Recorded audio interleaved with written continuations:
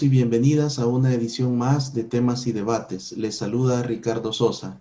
Damos continuidad a la serie que hemos titulado para la presente semana El principio de la presunción de inocencia, enfoque constitucional y jurídico. Para ello contamos en esta oportunidad con la participación del licenciado Iván Flores, quien es abogado, notario, quien también se desempeña en el área penal. Ha trabajado como representante de la Fiscalía General de la República y tuvo también una participación en la Corte Suprema de Justicia. Por lo tanto, es una persona facultada con las diferentes experticias para poder orientarnos e ilustrar a los amigos televidentes y cibernautas en esta serie que consideramos muy importante para el sistema de justicia en El Salvador. Licenciado, gracias por aceptar mi invitación.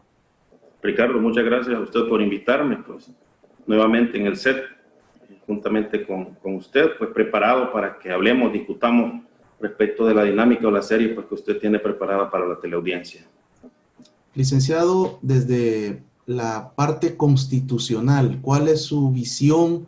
¿Qué nos puede compartir sobre esa premisa constitucional que pretendía los constitucionalistas sobre este principio de la presunción de inocencia y cuál es su marco dentro de la Constitución de la República de El Salvador? Muy bien, Ricardo. Este es un principio que se discute día a día en los tribunales penales especialmente. Es una extensa, una gama de discusiones que se genera hablando del principio de presunción de inocencia. Para comenzar a hablar de esto es importante que tengamos en cuenta que esto se regula en el artículo 12 de la Constitución de la República, que entre otras cosas refiere que toda persona es inocente mientras no se demuestre lo contrario en un juicio en donde se le aseguren la garantía de sus derechos y que la misma persona pues pueda ser sometida a un procedimiento sin ser tratado como culpable o responsable sin antes haber sido oído y vencido en juicio, ¿verdad? Como reitero, y que en ese juicio se le aseguren en su totalidad sus derechos, sus garantías y la presencia del mismo durante el debate para efecto de tratar, por una parte, la parte acusadora, valga la redundancia, de desvirtuar o vulnerar ese principio de presunción de inocencia y por otra parte, la parte defensora, establecer pues que la persona es inocente y que no se le declarará responsable como tal. ¿Desde cuándo contamos con este principio en nuestra Constitución y qué sucedía antes que no estuviera de manera textual y literal?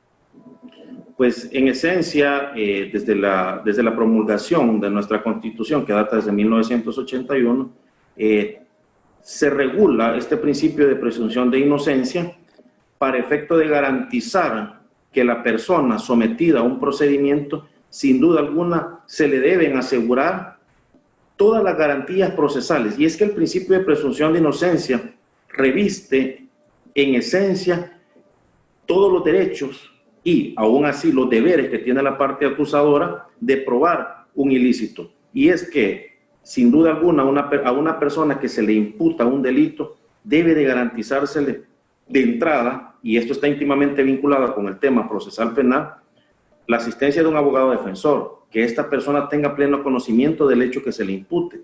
Más que tener conocimiento del hecho que se le impute, saber y entender de qué se trata la imputación que se le está realizando.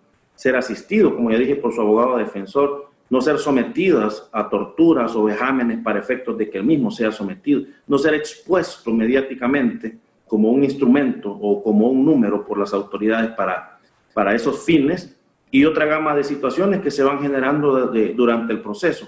Cuestiones mismas que deben de asegurarse, deben de asegurarlos los operadores de justicia, llámese estos Corte Suprema de Justicia en su rama tribunales penales, Fiscalía General de la República, Procuraduría para la Defensa de los Derechos Humanos, Procuraduría General de la República, y por qué no decirlo también, las personas que estamos en el sistema y que no somos empleados o pertenecemos como tal a una institución pública o gubernamental.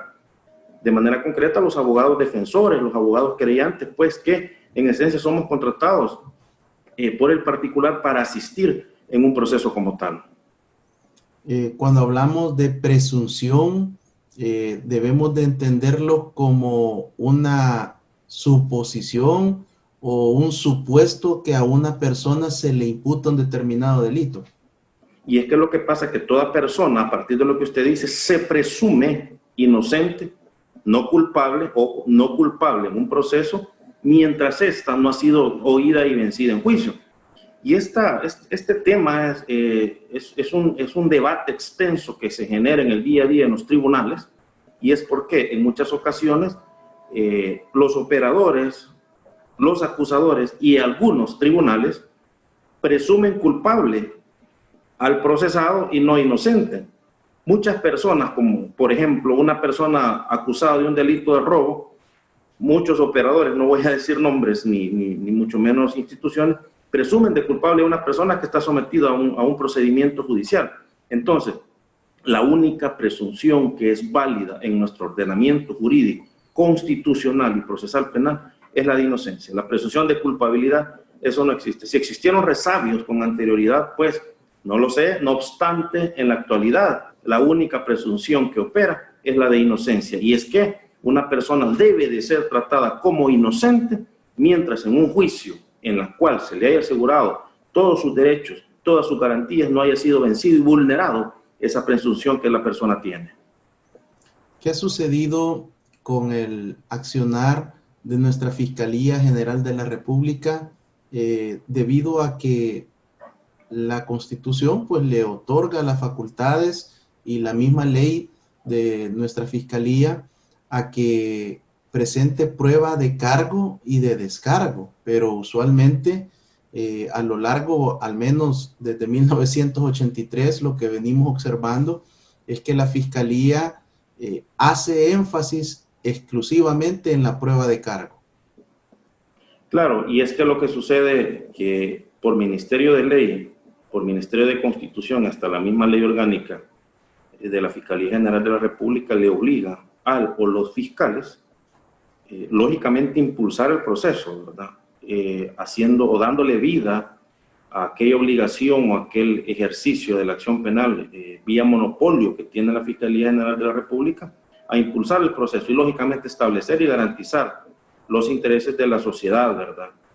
Y de las víctimas en esencia, pero también le obliga a ubicar o a garantizar prueba de descargo en favor de la persona que está procesando o está vinculando a un proceso penal. El detalle es que se ha generado una costumbre sesgada en el día a día, que Fiscalía solo ubica, investiga o genera prueba de cargo. Habrán fiscales muy honestos, lo tengo que decir también, o muy diligentes, que también ubican prueba de descargo y la presentan y la plantean así a un tribunal, a sabiendas que con esa prueba pues su caso se le destruirá. No obstante, creeré que esa será una muestra mínima de fiscales que lo hacen, pues porque la tendencia siempre es acusar, acusar y condenar a costa de lo que sea.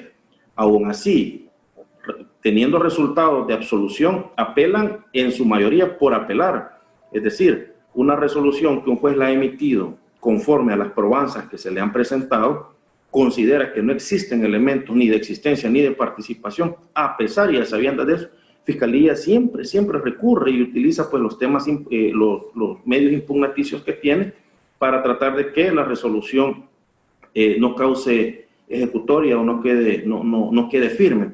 Entonces, yo sí debo decirlo y afirmarlo por experiencia que tengo en la actualidad como abogado litigante, que hay casos en los que no se tiene ningún asidero probatorio, ningún asidero legal en contra de los procesados, y aún así se lleva hasta las últimas instancias de parte de la Fiscalía General de la República, aún a sabiendas que la persona con certeza positiva es inocente. Licenciado, usted estuvo del otro lado como fiscal específico, brindando sus servicios para nuestra Fiscalía General de la República. Desde esa experiencia, que fue muy importante en su formación, ¿usted encontró que esto es una situación que la institución trae desde el siglo pasado o depende de la administración de cada fiscal que está desarrollando su ejercicio?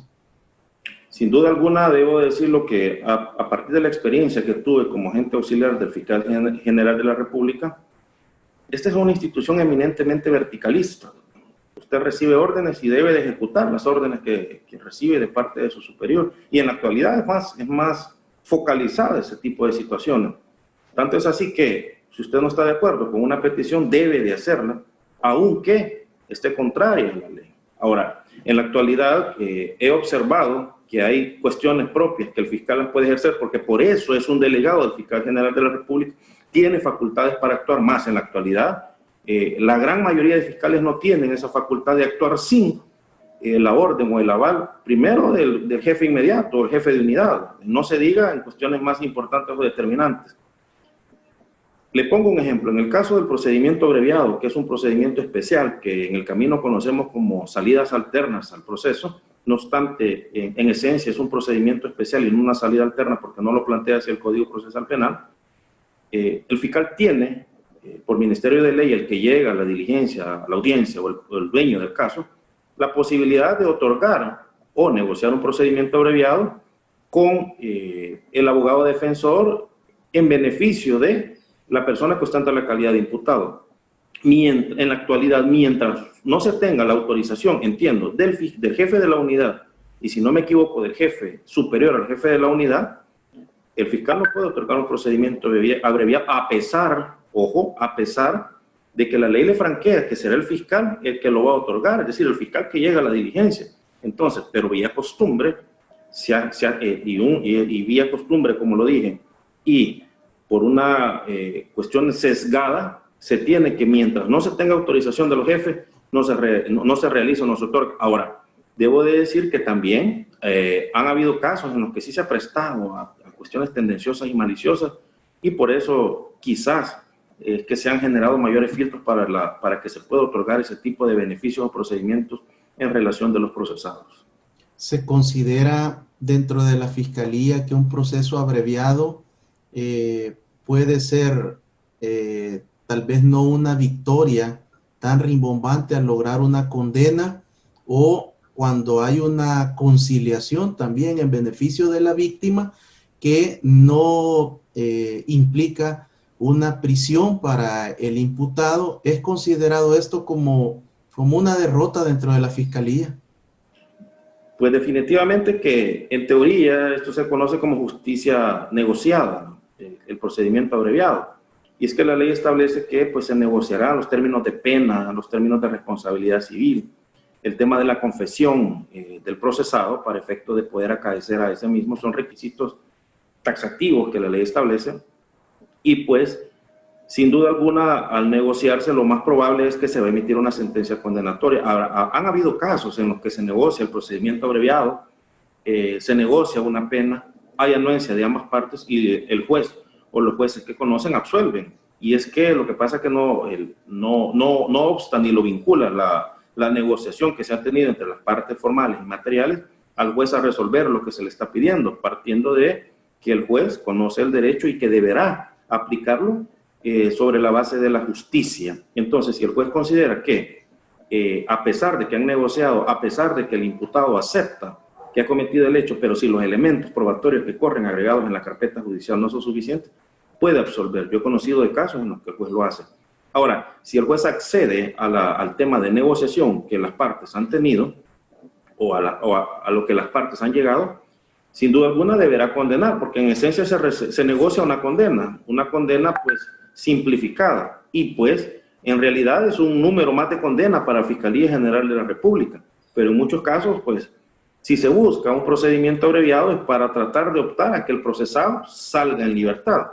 Eso es lo que se busca de parte de la defensa. En muchas ocasiones la Fiscalía General de la República pretende negociar abreviados en los que la persona debe de quedar detenida. Debo aclarar algo, hay delitos que no por la naturaleza o la penalidad mínima que reviste cada delito, pues no podrá una persona optar a un beneficio penitenciario, como es la suspensión condicional de la ejecución de la pena o el reemplazo de pena, ¿verdad? Por la misma penalidad mínima que tiene cada delito, habrán personas que no podrán optar a eso, pero sí pueden optar al procedimiento abreviado, pero deberán quedar en detención aquellos que tengan una penalidad sobre la base de la negociación superior a los 3 años, ¿verdad? Porque para poder llegar a un beneficio en el cual la persona pueda salir en libertad, se debe llegar hasta la pena negociar la penalidad hasta de 3 años de prisión. Licenciado, la presunción de inocencia, este principio, es utilizado de manera internacional por la mayoría de estados en el mundo. ¿Cuáles serían esos principios constitucionales internacionales o legislación internacional sobre la cual nuestros constitucionalistas en 1983 incorporan este principio a la Constitución de la República de El Salvador?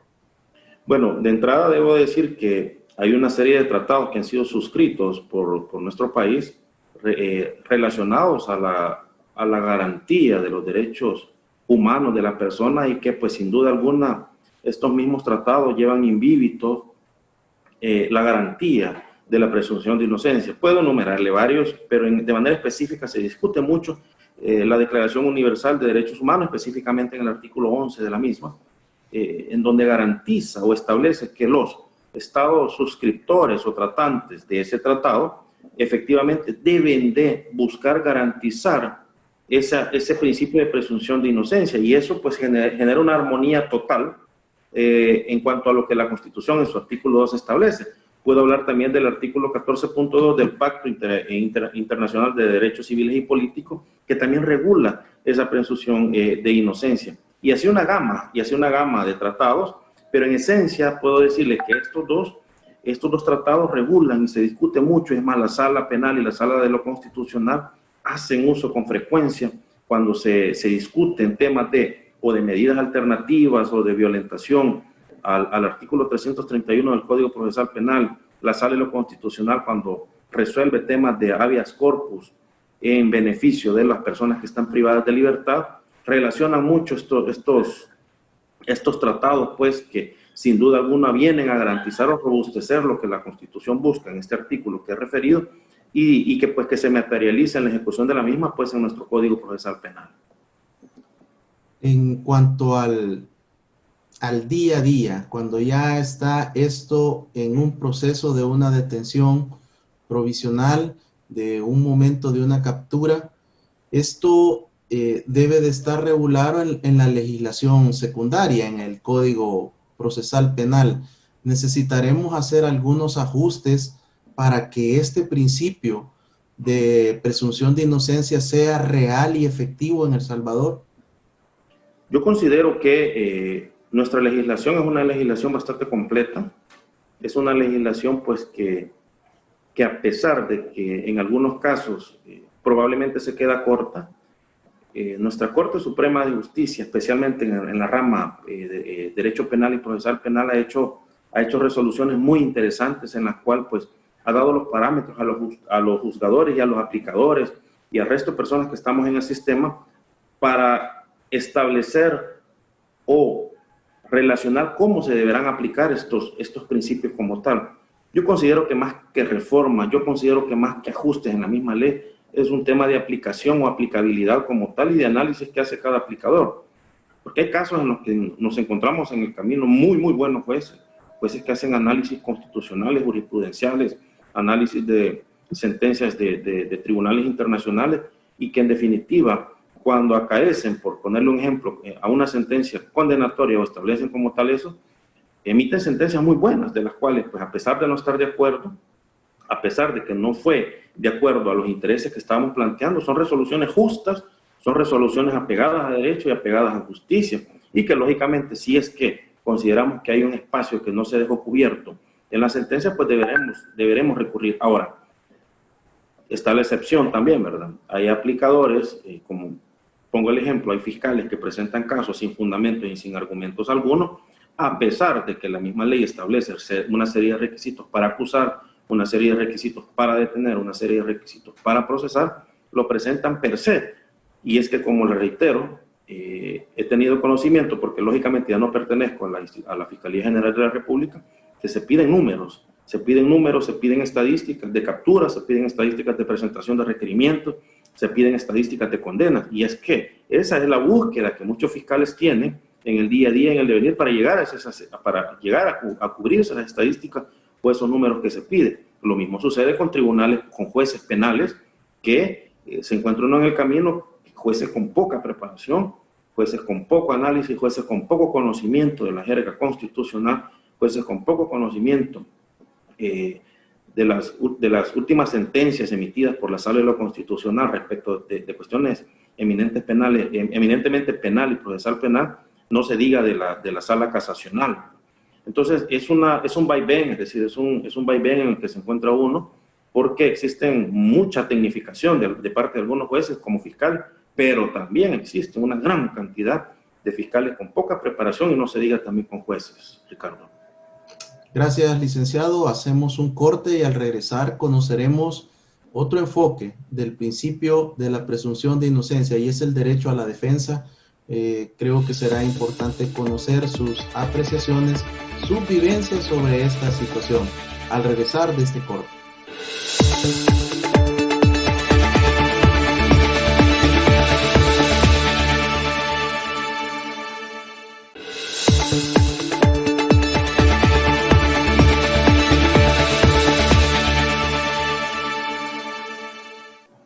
Gracias por continuar con temas y debates. Estamos en el desarrollo de la serie que hemos denominado El principio de la presunción de inocencia en El Salvador, enfoque constitucional y jurídico.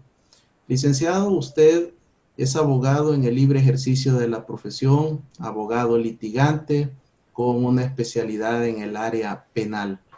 Es importante no solo el momento que se procede con la captura de un imputado, sino también desde ese mismo momento, pues las garantías constitucionales y procesales establecen el derecho a la defensa. ¿Cuáles son las situaciones que se escuchan, que se leen, que observamos en ocasiones a través de los noticieros sobre el poco acceso o el acceso retardado que existe al detenido, al capturado, para que pueda conversar con su abogado?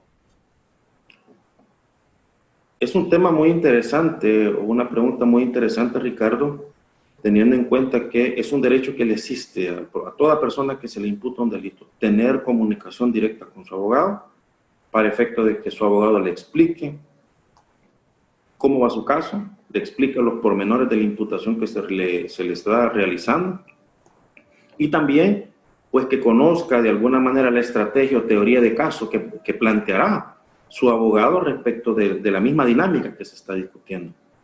Esta es una cuestión que está generando muchísimas complicaciones, nos está generando a todos los abogados que estamos en el ejercicio libre, nos está generando muchas complicaciones en el sentido de que no tenemos contacto con nuestros defendidos. Son dos situaciones las que se han planteado, se han presentado. Primero, es el tema de la emergencia que se genera a nivel de penales previo a la pandemia. Complicadísimo el ingreso a un recinto penitenciario, los controles son muy estrictos, a pesar de que habemos abogados que llegamos a comenzar única y exclusivamente del caso con nuestros defendidos, pero a raíz de que han habido también, se ha probado y establecido que han habido abogados que se han prestado a sacar noticias para el cometimiento de hechos delictivos, abogados que han llegado a hablar de la familia con los procesados, es que se han generado controles estrictos. Pero debo de decirlo que antes de la pandemia, pues, se lograba ingresar a los recintos penitenciarios, hablar única y exclusivamente del caso. Y es que por eso es a lo único que se debe llegar de parte de un abogado. Es decir, no puede llegar el abogado a hablar de cómo está su familia, cómo está la situación en la calle, porque no es un tema que deba de tratarse vía procesado abogado defensor. Bien, en la actualidad, con las personas que se encuentran en detención provisional en la Bartolina policial, ese tema es imposible, no se puede. Primero, antes de la pandemia ya no se podía, eso era una cuestión imposible. Primero por el espacio físico, segundo por las reglas que se habían implementado de parte de la Policía Nacional Civil, como consecuencia de lo que le acabo de estar diciendo, que han habido una cantidad de abogados que se han prestado a llevar o difundir información desde el exterior o desde el interior hacia la calle, y pues que se han prestado a cometimiento de hechos delictivos que están totalmente fuera de la actividad profesional o de las actividades neutras que debemos de tener nosotros los abogados en cuanto al ejercicio de la defensa o de la acusación. No se diga ahora después de la pandemia, fueron varios meses en los cuales no se tuvo acceso directo con ningún procesado y ninguno de nuestros defendidos en los penales por las mismas medidas sanitarias que se estaban implementando en los penales, al igual que en la Bartolina. En las Bartolinas, le pongo un ejemplo, para efecto de sacar un nombramiento, uno no puede hablar con la persona que eventualmente le va a firmar el nombramiento, porque es el señor agente quien lleva el documento y ya le trae firmado el mismo. Entonces son dos cosas las que se verifican. Primero, ellos dicen que por un tema de seguridad, y segundo, que por el tema también de las medidas sanitarias. Cuestiones que tienen razón, más no debería darse eso, porque no se genera un enlace entre procesado, abogado, defensor, y ese principio, o ese derecho, mejor dicho, se vulnera. Entonces, nuestros defendidos no nos conocen, nos vienen a conocer allá en la etapa de instrucción cuando está finalizando, en la audiencia preliminar o en la vista pública. Entonces, durante todo el devenir que se tiene que hacer alguna serie de coordinaciones, porque si es que el hecho que se le imputa a un procesado sucedió, el único que lo conoce es el procesado y la persona quien lo acusa, llámese víctima o testigo, ¿verdad? Entonces, nosotros no tenemos acceso a las víctimas o testigos, más sí al procesado, porque somos sus abogados defensores, pero en la realidad práctica que se vive en la actualidad, no tenemos un acceso directo a ellos, a las personas que están detenidas, ya sea en penales o en Bartolinas policiales. Ricardo.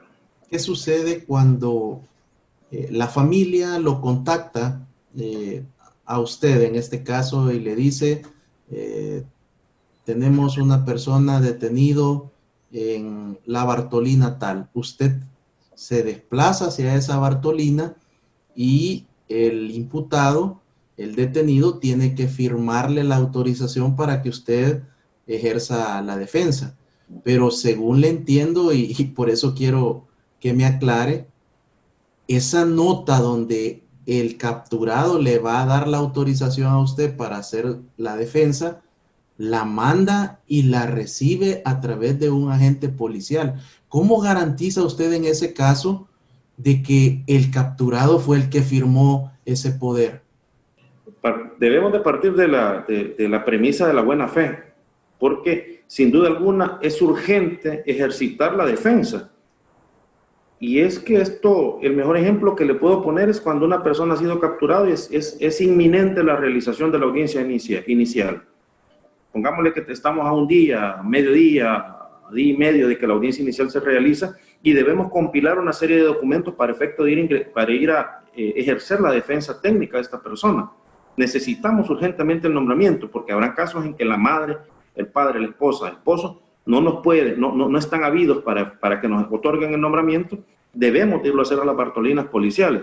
Entonces, nosotros no tenemos la capacidad de llegar y decirle a la gente, ordenarle, necesito que me lo saque porque con él tengo que hablar. Eso no sucede, esto aquí no pasa, y es una realidad palpable, es una triste realidad que no podemos hablar con nuestros defendidos, no podemos.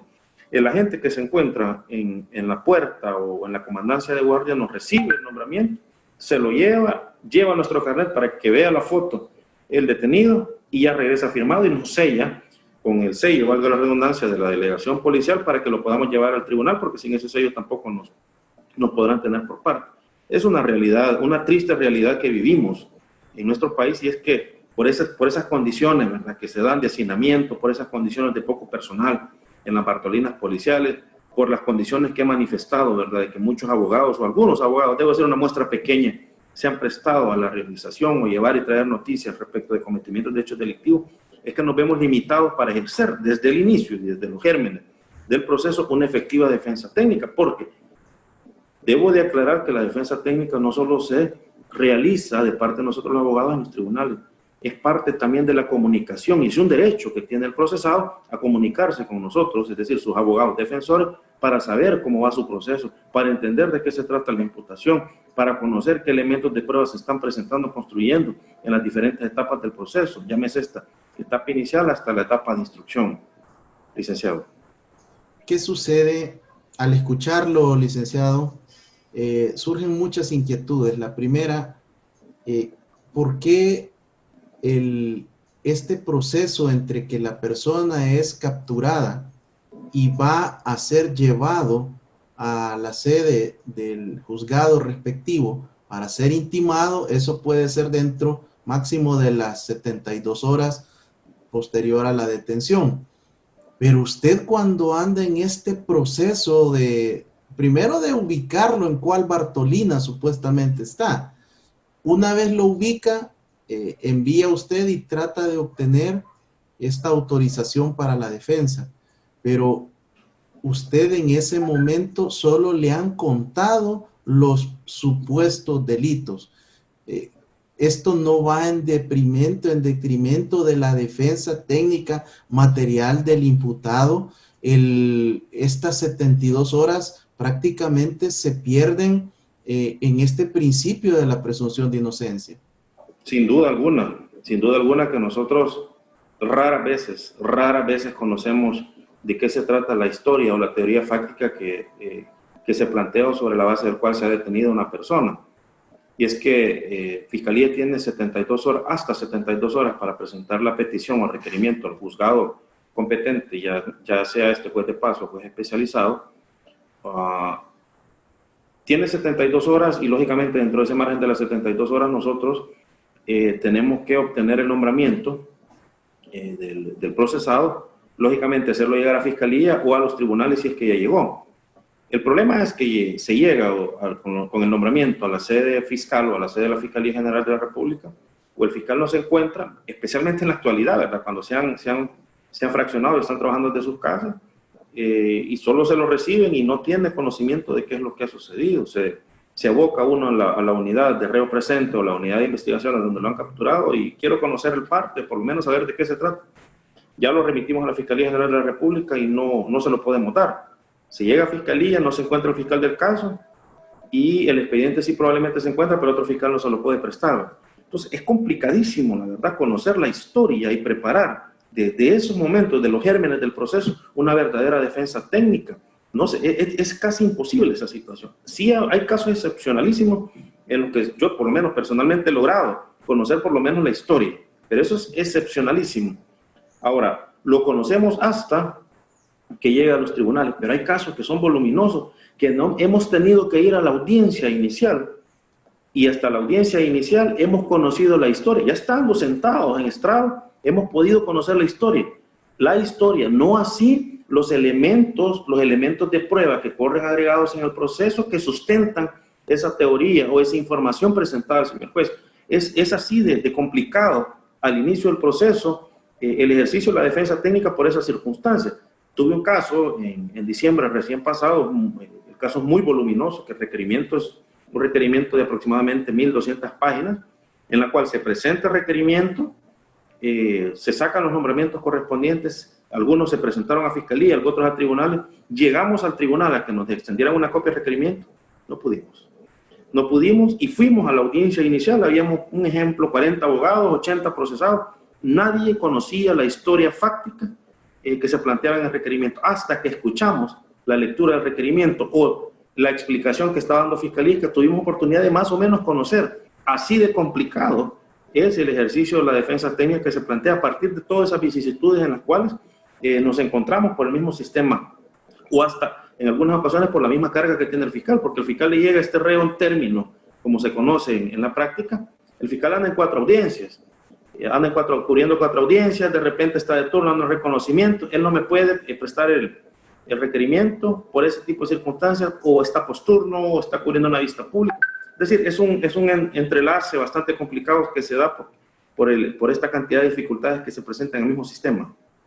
Esto sin duda, al escucharle, licenciado, me lleva, y revisando las estadísticas tanto de procesados, de condenados y la población penitenciaria en las diferentes prisiones de El Salvador, que la detención provisional es prácticamente un hecho ante tanta limitación para poder ejercer la defensa en la audiencia inicial. Y al enterarse usted de la tesis, de la posible hipótesis delictiva, lo único que me imagino que queda en ese momento es tratar de buscar medidas alternas a la detención provisional, siendo esta ya una regla que va a quedar detenido y no una excepción. En definitiva, y esto está íntimamente vinculado con el tema inicial que estamos tratando, ¿verdad? Que es el principio de presunción de inocencia. Y es que cuando se llega a la audiencia inicial, raras veces conocemos la historia, raras veces conocemos, sí sabemos de manera general qué delitos le están atribuyendo. Al escuchar eso, casi que vamos en automático, va a quedar en detención, casi. Entonces, más aún que no conocemos la historia. Llevamos una serie de documentos porque por la práctica sabemos qué documentos debemos de presentar en calidad de arraigo para establecer que la persona se podrá o se deberá someter al procedimiento. Más, al no conocer de manera certera por esas vicisitudes que se han presentado, casi que sucede que la persona queda en detención provisional en los inicios o en los gérmenes del proceso. Tocará, pues, sin duda alguna, una vez ya conocido el proceso, una vez entramos a la audiencia inicial y se decreta la detención, que en su mayoría es así cuando se presenta por delitos graves, en la práctica casi siempre es así, presentar la apelación correspondiente, construir los arraigos sobre la base de la imputación que se está generando, porque si no tenemos plena certeza de qué es lo que tiene, qué es lo que consta en el requerimiento, en la diligencia, es complicado también inducir los arraigos, ¿verdad? Porque tenemos que conocer cuándo, cómo y dónde se generaron. Hay imputaciones en las que dicen, por ejemplo, los testigos que los hechos sucedieron en el mes de mayo de 2010, por ponerle un ejemplo.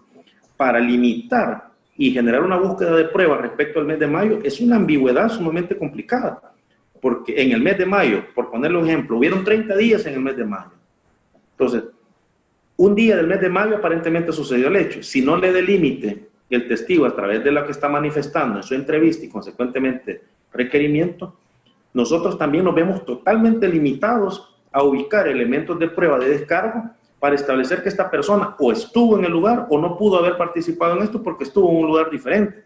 Y en muchos casos se prestan a esa circunstancia la institución acusadora para limitar ese ejercicio de la defensa, porque es un límite grande el que se genera. Si a usted no le dan fecha, si a usted no le dan días de cuándo sucedió el hecho, si le dan un margen de una semana que sucedió el hecho, es complicadísimo. ¿Cuántas actividades pudo haber realizado una persona en una semana para nosotros buscar un elemento de prueba y descargarlo sobre la base de esa imputación? Es un tema bastante complicado y álgido en realidad, Ricardo.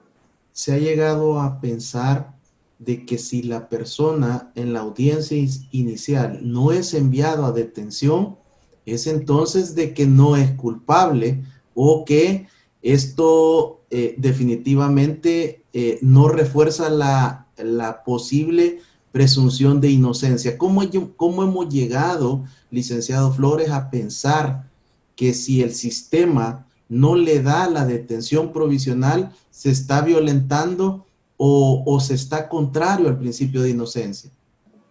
Es muy interesante este tema y de hecho que hay una cantidad de sentencias emitidas por la Sala de lo Penal, Sala de lo Constitucional, y han sido retomadas en otros casos, y es que muchos entienden y muchos consideran de que cuando una persona es detenida y se le decreta la detención provisional, esta persona casi que en automático se va a condenar más adelante, o viceversa, cuando la persona logra la libertad y pues goza de medidas alternativas a la detención provisional, muchos entienden de que no, el proceso está fácil y que el elemento de pruebas no es robusto.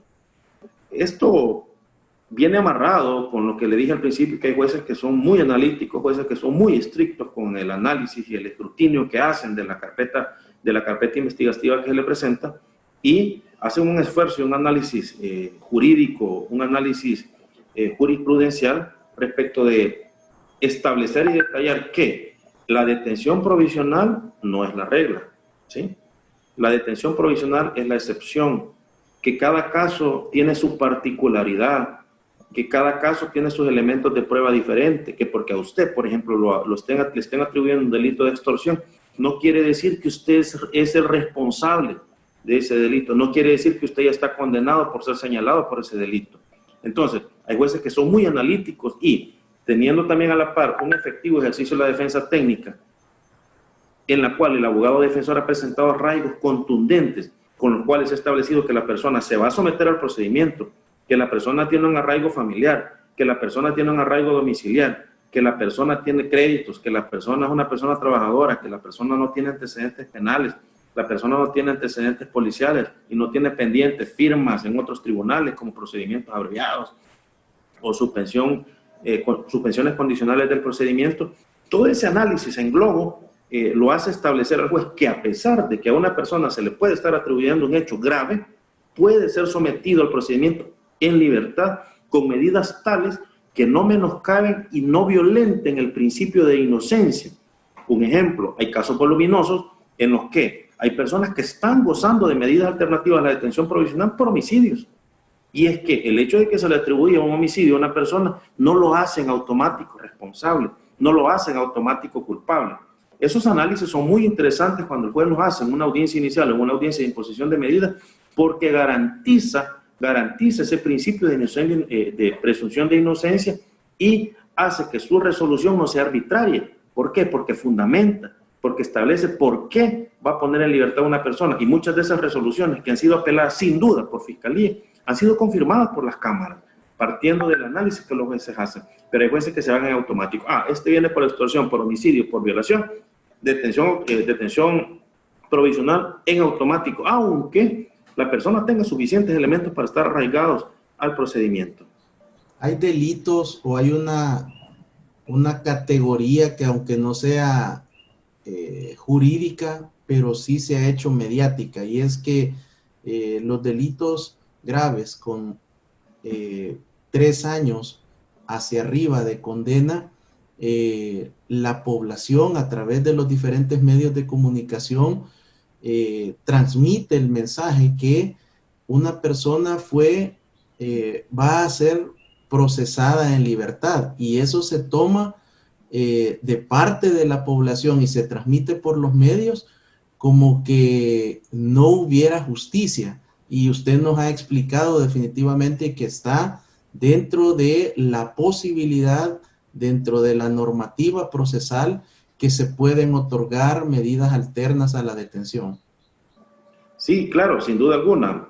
Se mediatizan muchos casos que son emblemáticos, casos que son sonados, pero no podemos perder de vista, y sin entrar en casos en específicos, sin nombres en específicos, debo de decirle que todos, óigase bien, todos los delitos pueden, o todas las personas que son sometidas a la diversidad de delitos, pueden gozar o optar a medidas alternativas a la detención provisional. Ojo, pero hay que ver los casos en su particularidad.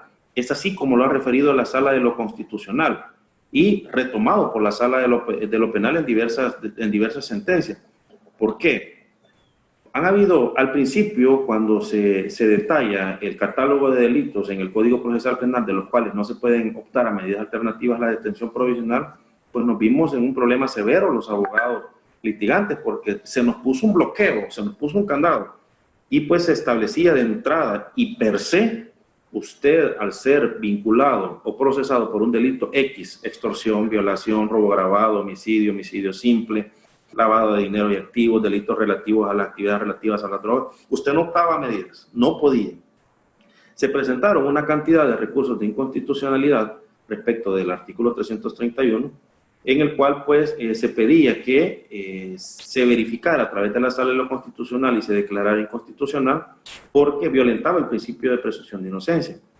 La Sala de lo Constitucional es una resolución muy interesante sobre la cual refiere que el artículo no es inconstitucional, refiere que es constitucional porque en esencia esos delitos graves, por regla general, por la gravedad de lo mismo, deberá decretársele la detención a la persona. Más hace un análisis más allá de eso y dice, sí, pero también hay que tener mucho cuidado porque cada caso debe revisarse en su esencialidad y en su particularidad, verificando con qué cuenta la representación fiscal, verificando con qué cuenta la defensa, verificando cuáles son los arraigos que las personas tienen, verificando cuáles son los intereses que están comprometidos de parte de los derechos de víctima y los derechos también que tiene el procesado. Haga todo ese análisis, juez, haga todo ese análisis Fiscalía General de la República y verifique que hay personas que a pesar de que se le atribuye ese delito tan grave, puede someterse al procedimiento y en algunos casos ha funcionado. Es decir, no podemos pensar que porque le atribuyen un delito de extorsión a una persona, en automático se le deberá decretar la detención provisional. Debe de analizarse en su particularidad cada caso y con los documentos o arraigos que se encuentran alrededor del mismo para efecto de decretar o no una detención provisional. Licenciado Iván Flores, quiero agradecerle por haber aceptado mi invitación y su participación muy valiosa en esta serie del principio de la presunción de inocencia. Su experticia, su vivencia como abogado litigante penalista ha enriquecido este conocimiento y esperamos que todo sea en beneficio de nuestro sistema de justicia en El Salvador. Gracias a usted, Ricardo, por la invitación, pues, y estoy a sus órdenes. Ha sido el licenciado Iván Flores, abogado penalista, litigante en el libre ejercicio de la profesión, brindándonos su opinión, su análisis sobre el principio de la presunción de inocencia en El Salvador, con esta serie de programas que pretenden ilustrar y generar conocimiento para que usted, amigo televidente y cibernauta, se forme su propia opinión y comprenda la importancia de este principio en nuestra proceso judicial y la importancia dentro de la justicia en nuestro país. Gracias, hasta la próxima, bendiciones.